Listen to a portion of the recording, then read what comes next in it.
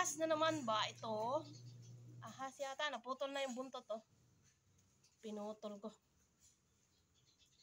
Ano ba ito? Uod ba ito o ahas? Pero masyadong mahaba, eh, oh. Kasi yan yung kadugsong niya, eh. Ahas yata nga, eh. Ahas ka? Ahas? Ha? Ha? Patayin! Patayin! Visit ka. Ibang kulay, eh. Hindi naman ganyan ang uod, eh. Patayin natin. Ikaw, pahuli-huli ka. Itong pusa ko walang kwenta. Alis.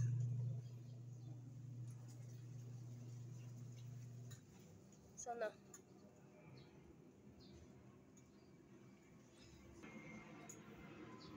Putol-putol na siya.